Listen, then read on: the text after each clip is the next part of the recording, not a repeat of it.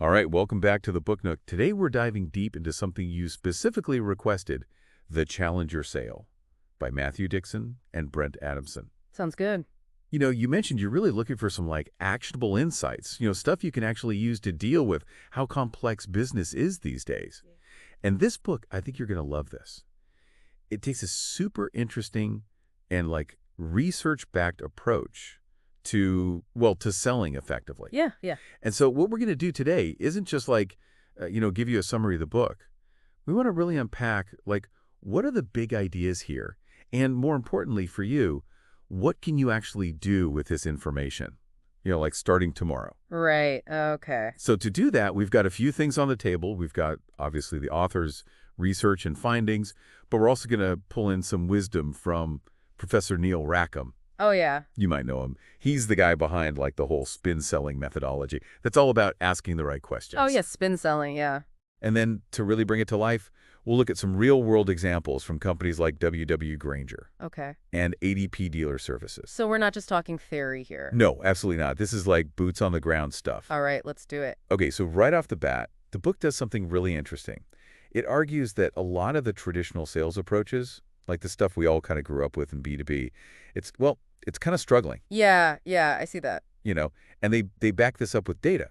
And it makes sense if you think about it. Solutions are more complex now. Customers are way more risk averse. Makes sense. And to make things even tougher, you almost always need buy-in from a whole bunch of people within the customer's organization. It's not just selling to one person anymore. Definitely. It's like committees everywhere these days. It's not just one person making the decision. Exactly. And the book actually points to the 2009 financial crisis as a major turning point. Oh, interesting. Yeah. That's when a lot of those old, reliable sales strategies they kind of stopped working. Oh, how so? Well, think about it. After the crisis, customers got really, really cautious, right? Yeah, for sure. And there was this big push towards solution selling, which on the surface sounds great. The idea was to really deeply understand customer needs and tailor solutions to them. But it kind of backfired in a lot of cases.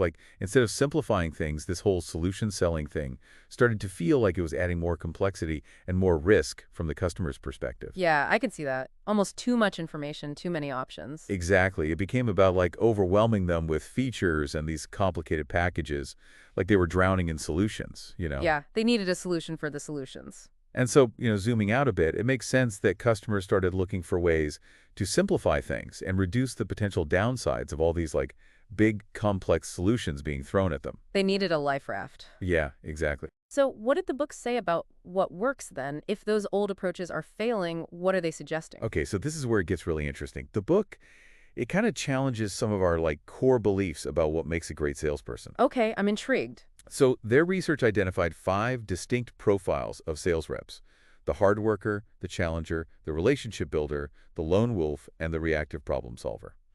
Now, if I had to bet on which one is the most successful. I'd say the relationship builder. The one who's, everyone's pal, smooth talker. Right, like the one who takes you out for golf, remembers your kids' birthdays. Exactly.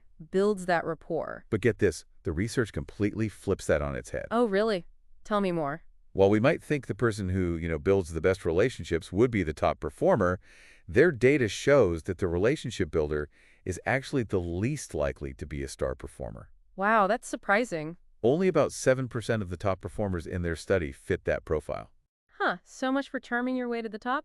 So who is it then? Who is the sales superstar, according to this research? Drumroll, please, the challenger. Oh, interesting. Yeah, they make up almost 40% of the high performers.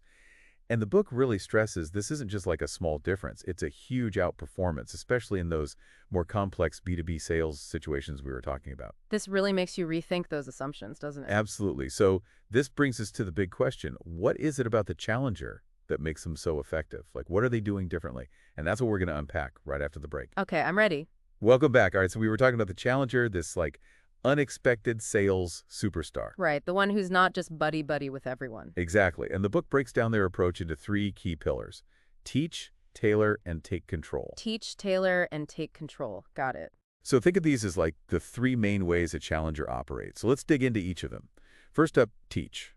Now, when we say teach in a sales context, what do we actually mean? Yeah, this isn't about giving a PowerPoint presentation on product features, is it? Right. It's not about just reciting a script or giving a generic product demo. No, definitely not. What the challengers do is they bring unique and valuable insights to customers. They challenge the customer's assumptions, help them see things in a big light. And ultimately, this all leads back to the supplier's strengths. So it's like, instead of just telling me about your product, you're teaching me something new and useful that I didn't know before. Exactly. Like imagine instead of just trying to sell someone a fishing rod, you first teach them about why the fish aren't biting in their usual spot. Okay, I see. Like giving them some insider knowledge. Yeah, and then you can kind of subtly point out how your specific fishing rod is perfect for that new, better fishing spot that you've just, revealed to them. Uh-huh, I see. You're positioning yourself as an expert and guiding them to the solution you offer. That's it. So it's not just about like generally educating the customer. It's about giving them specific insights that are relevant to their business and that subtly, or maybe not so subtly, point toward your solution. So it's strategic teaching, leading them down a path where your product is the logical answer. Exactly. And this, plays on that idea of reframing the customer's perspective, making them realize there's a problem or an opportunity they hadn't even considered. And the best part is, you're providing real value even before they buy anything. They walk away with something useful, regardless. Exactly. And that builds trust. So for you, it's about figuring out, okay, what are those key insights I can bring to the table that my competitors aren't offering? It's about having that unique angle. That's what sets you apart. Absolutely. All right, so that's teach. Let's move on to tailor. Now, how does a challenger tailor their approach effectively? And what's the actionable part here for you? Okay, so with more and our stakeholders involved in these buying decisions, tailoring becomes absolutely crucial. Yeah, like you said earlier, committees everywhere. Exactly. So it's about customizing your message to resonate with each individual within the customer's organization. So understanding their needs, priorities, what makes them tick, all that. Exactly. What motivates the CFO might be completely different from what matters to the head of operations, or a frontline employee who actually be using your product. And you need to be able to connect with each of them. Precisely. So for you, this means no more one-size-fits-all pitches. Right. You can't just walk in with a canned presentation and expect it to land with everyone. Exactly. You've got to think about, okay, who am I talking to? What are their specific concerns? What are their goals? And then tailor your message accordingly. So a senior executive might be focused on, the big picture, like strategic impact, return on investment. ROI, yeah. Whereas like an end user might care more about, okay, how is this going to make my day-to-day job easier? Right, more practical, hands-on stuff. And you need to be able to speak to both of those needs and everyone in between. And do it authentically, not like some kind of chameleon just changing colors for each person. Exactly. You got to be genuine. And the challenger is really skilled at this, at understanding those different perspectives and crafting a message that resonates with each of them. It's like they're speaking different languages, but fluently. Yeah, and that ultimately builds a broader consensus for their solution. So moving on to the third pillar, take control. Yeah, that sounds a bit assertive, doesn't it? Yeah, it does. Like, how do you do that without, being too pushy or aggressive? Right, because nobody likes a bully. Yeah. So in practice, take control is about confidently guiding the sales process. It's not about being aggressive or pushy.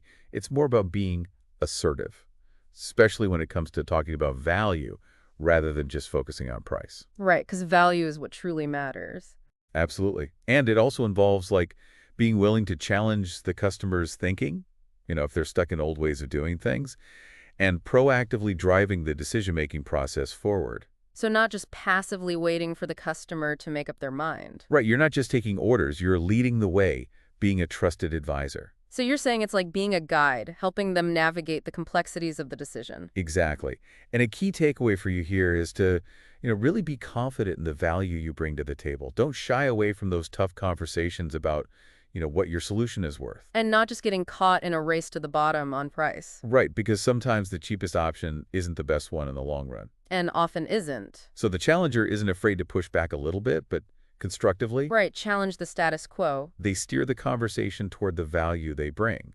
So they are comfortable talking about money, but they make sure that the discussion is about the bigger picture. The overall value proposition. Yeah, not just about haggling over pennies. So it's about being assertive in a way that benefits both sides. Right. It's about building a partnership. I like that. Okay, so we've got the 3 pillars. What are some specific tactics the challenger uses to implement these pillars? So the book really digs into this concept of embracing commercial teaching. Okay, we talked about teaching a little bit earlier, but what does that mean in a practical sense? So commercial teaching, as we mentioned, has 4 key rules. First, it has to lead to your unique strengths. Right, like we were saying, what makes you different? What do you do better than anyone else? Exactly. And second, it needs to challenge the customer's assumptions about their business, like shake things up a little, Make them question the way they've always done things. right? Third, it should catalyze action, Meaning, meaning it should make them actually want to do something different. Like not just think about it, but actually take steps to change. okay, so inspire them to take action. And fourth, it needs to be scalable. So not just a one-off brilliant insight for one client, it needs to be something you can apply across your customer base. You got it. So it's not about like a one-off brilliant insight for one client. It's about having something that you can replicate and apply across your customer base. And importantly, it should always point back to what makes you the best choice. Right, playing it back to your strengths. So for you, this means like sitting down and really thinking about, okay, what are my core differentiators? What makes me stand out?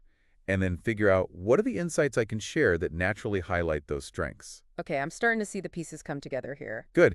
And the book, it actually gives you a really handy framework for this. Oh, tell me more. They outline a 6-step process for creating what they call a world-class teaching pitch. A teaching pitch, I like that. Right. So step 1 is the warmer. Okay, so that's about building that initial connection. Exactly. Establishing credibility, rapport, getting the conversation flowing. Make them feel comfortable. Then you move into the reframe. This is where you introduce that new, unexpected perspective, that aha The moment. mind-blowing insight. And then comes rational drowning.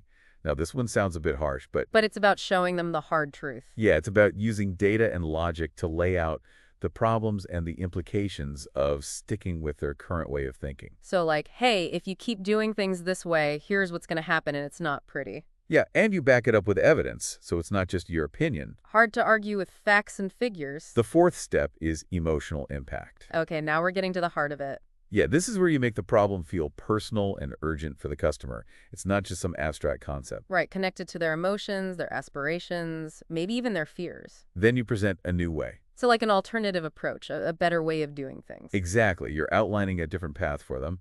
And then finally, you bring in your solution. Ah, so your solution is the grand finale.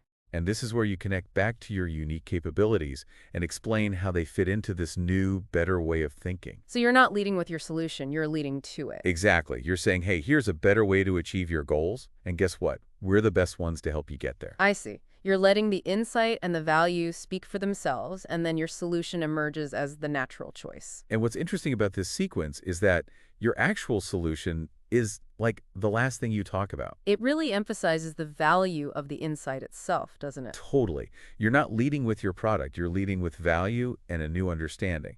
And only then do you bring in your solution as like the natural answer. That's pretty clever. Right. So when you're thinking about your own pitches, consider this approach. Lead with that valuable insight first. Don't just jump straight into, hey, buy my stuff. It's like teach them to fish before you try to sell them a fishing rod.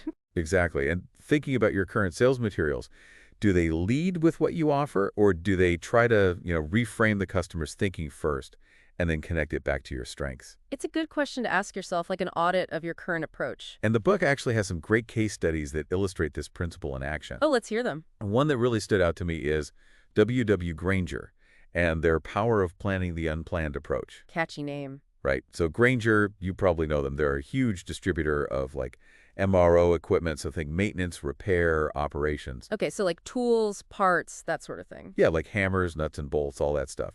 And they realized that, for the most part, customers just saw them as a supplier of products. Just another vendor. Yeah, and they wanted to change that. They wanted to be seen as a strategic partner, someone who could help customers solve bigger problems. So how do they do that?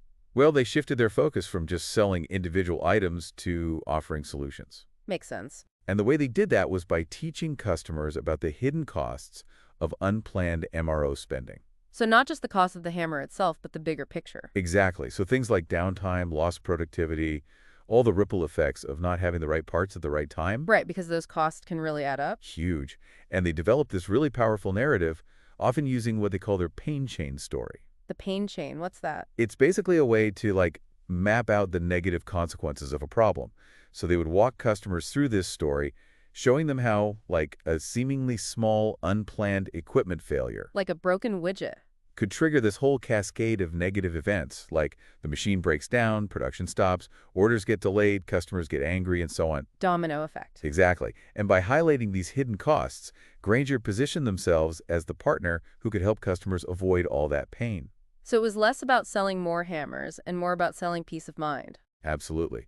They became a strategic partner, someone who could help customers optimize their operations, save money, and avoid headaches. So really embodying that lead to your strengths approach. Totally. Another great case study is ADP Dealer Services. Okay, tell me about them. So ADP Dealer Services provides IT solutions for auto dealerships. And they were facing this, like, declining market. Oof, not good. Yeah, and they needed to gain market share, but they kept running into this problem. What problem? Customers were super focused on cost containment. Which makes sense in a declining market. Yeah, and they were often drawn to cheaper standalone products offered by smaller competitors. So nickel and diming it. Yeah, even though ADP's integrated solutions could actually save them more money in the long run. Because Because they avoided things like duplicated efforts, inefficiencies, all that stuff. So the dealers were fixated on the upfront price tag, but they weren't seeing the bigger picture of the total cost of ownership. So for our listeners, the takeaway there is to think about those hidden costs, those inefficiencies that their customers might be overlooking. Exactly. And ADP, to combat this, they developed what they call a total dealer spend story. And they used data, hard numbers, to teach dealers about how much money they were actually wasting by juggling all these separate IT vendors. Interesting. So instead of just saying, hey, our integrated solution is better, they showed them the real cost of their current fragmented approach. Exactly. They found that the average dealership was working with something like 12 different vendors. 12. That's a lot to manage. Yeah. And it was leading to like 40% redundant costs. Wow, 40%. That's a big chunk of change. Yeah. And so by highlighting this like hidden tax of having all these different IT systems, ADP could then position their single supplier solution as the way to eliminate those redundant costs Right. Streamline everything, make it more efficient. and ultimately boost profitability. And again, they led with the customer's challenges, not their solution. Teaching first, selling second. And they didn't just do this through like sales presentations. They actually launched what they call profit clinics. What are profit clinics? They were free seminars for dealers. Wow, free. That's generous. Yeah. And the really smart thing was, for the first two-thirds of the seminar, they didn't even mention ADP. Oh, wow, that's interesting. Yeah. The entire focus was on educating the dealers about the costs of their current approach. It was only after they'd established that understanding that they introduced ADP's solution as the answer. So they earned the right to talk about their product by providing genuine value up front. Exactly. And it worked incredibly well for them. Okay, so those case studies really highlight the power of leading with insight. Now let's talk about the second actionable insight from the book, the power of tailoring for resonance. We've touched on tailoring a bit, but why is it so crucial in today's B2B world? Well, as we've been saying, the rise of consensus buying has changed the game. Yeah, multiple stakeholders, different agendas. With more people involved in the decision-making process, you need to make sure your message resonates with a diverse group, not just one person. Right. It's not just about convincing the CEO anymore. And everyone's got different priorities. So a practical step for you is to really map out who the key stakeholders are in your customer organizations and what they each care about. So like creating a stakeholder map. Yeah. Figure out who the decision makers are, who the influencers are, who the end users are, and what matters most to each of them. Okay, so like the CEO might be concerned with the big picture strategic impact, while someone in IT might care about the technical details of implementation. Exactly. And then you need to be able to speak to all of those needs. So the challenger is like a chameleon adapting to each individual they interact with. Not exactly a chameleon. It's not about changing who you are. It's about understanding their world and speaking their language. So empathy and understanding are key here. Definitely. And the book gives a great example of this. They talk about Soleil, a food ingredient company. And what they did was they actually mapped their solutions to the specific outcomes that mattered most to different stakeholders within their customers' businesses. So they went beyond just asking what are your pain points and really dug into what each person wanted to achieve. Exactly. Like, what does success look like for you in your role?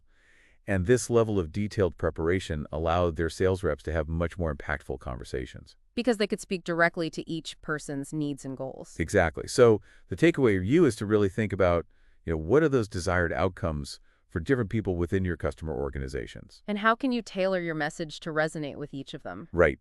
Because generic pitches just don't cut it anymore. You need to be specific. All right, let's move on to the third actionable insight. Taking control without being aggressive. Okay, we talked about this a bit before, but how do you actually take control of the sales process in a way that doesn't alienate the customer? It's a delicate balance. For sure. So taking control involves several things. It involves confidently guiding the pricing discussion. So not letting price be the main driver. Right. It's about shifting the focus to value. And it also means being willing to challenge the customer's thinking if they're stuck in like old ways of doing things. And then, proactively moving that decision-making process forward. So you're a guide, not a pushover. Yeah. And this isn't about being pushy. It's about being a trusted advisor. Right. Someone who's confident and knowledgeable. And the book gives this great example of a paint supplier. They had to raise their prices. Which is always tough. Yeah. And the purchasing manager, of course, wasn't happy about I it. bet. But instead of just caving, the paint supplier stood their ground. They explained very clearly the value their products and services provided. They had done their homework. Oh, yeah. And they highlighted how their paint actually helped the customer's plant run more efficiently. So they connected the price increase to tangible benefits? And it worked. The purchasing manager saw the bigger picture and agreed to the price increase. So sometimes standing your ground can actually strengthen the relationship. Right. Because it shows you believe in the value you provide. So for you, this means really knowing your value proposition inside and out, being able to articulate it clearly and confidently. And not being afraid to have those tough conversations. Absolutely. Because taking control isn't about being adversarial. It's about having the confidence to guide the conversation, address concerns head on, and make sure the focus stays on that mutual value. It's about being a leader, not a follower. Now, the book also spends a good chunk of time talking about the role of the sales manager in all this. Okay, so how do managers fit into the challenger model? Well, they're essential. They're the ones who create the environment where challengers can thrive. And the book emphasizes that effective coaching is key. Makes sense. You need someone to guide and support the sales team. But it's not enough for managers to just say, go be challengers. They need to provide more specific guidance. Yeah. They need to give their teams the tools and training to actually embody those challenger behaviors. Like, what does teach, tailor, take control actually look like in practice? Right. And the book actually offers this framework called PAUSE. Pause. It stands for preparation, ask, uncover, specify, embed. And it's designed to help managers structure their coaching conversations. Okay, so it's like a roadmap for effective coaching. Exactly. And beyond coaching, there's this other crucial skill that the book highlights for sales managers: sales innovation. Sales innovation. So like coming up with creative solutions. Yeah. It's about being able to think outside the box, especially when deals get stuck. It involves, investigating the problem, coming up with creative solutions, and then sharing those solutions with the team. The manager is not just a coach, they're also a problem solver and a source of new ideas. Exactly. And they encourage what they call opening thinking. As opposed to... Narrowing thinking. Which is... It's that tendency to just focus on quick decisions based on, like, the existing options. So not getting stuck in the rut. Right. Opening thinking is about expanding the possibilities. I like that. And they even suggest using tools like the SCAMPER framework. SCAMPER. Is that like an acronym? It is. It stands for substitute, combine, adapt, modify, magnify. Put to other uses, eliminate, reverse, rearrange. Okay, that's a mouthful. Yeah. And it's basically a brainstorming framework that helps you generate new ideas. So if a deal is stalling, you can use this framework to come up with fresh approaches. Exactly. All right, one last important point from the book. They emphasize that building a challenger sales force is a journey, not a destination. Okay, so it's not a quick fix. It takes time and effort. Exactly. Transitioning to this challenger model is a big shift. It takes time. It requires changes across sales and marketing. It's a whole organizational change. Yeah. And you need to build both organizational capabilities. Like those commercial teaching pitches and tailoring tools we talked about. Right. And you need to develop individual rep skills through training and coaching. So don't expect to see, like, overnight results. This is about consistent effort, long-term commitment. Patience and persistence. But the book also points out that those organizations that do make the effort, they see huge benefits. Worth it in the long run. So to wrap up, what does all this mean for you? What can you actually do with these insights? Well, first off, I think it's a good reminder that being a top performer isn't just about being everyone's best friend. It's about bringing valuable insights to the table, about challenging your customers to think differently. Right. Add real value. And so start thinking about your own teaching pitch. What unique perspective can you offer that leads back to your strengths? How can you tailor your message to resonate with different people? And don't be afraid to take control of the conversation. Guide it toward value. Remember those examples we talked about, Grainger, ADP? Think about how they led with the customer's challenges and led to their strengths. What assumptions can you challenge in your field? What are those hidden costs that your customers might be overlooking? Use this framework to really analyze your current strategies and see where you can make impactful changes. And remember, this isn't about changing who you are overnight. It's about a deliberate shift in how you approach your interactions. So what stands out to you as the most actionable insight from today's deep dive? What are you going to try out tomorrow? We'd love to hear your thoughts, so feel free to reach out and let us know. And of course, we encourage you to grab a copy of the Challenger Sale and really dig into the practical exercises they offer. That's it for today's deep dive. Thanks for joining us in the Book Nook. My pleasure. Until next time.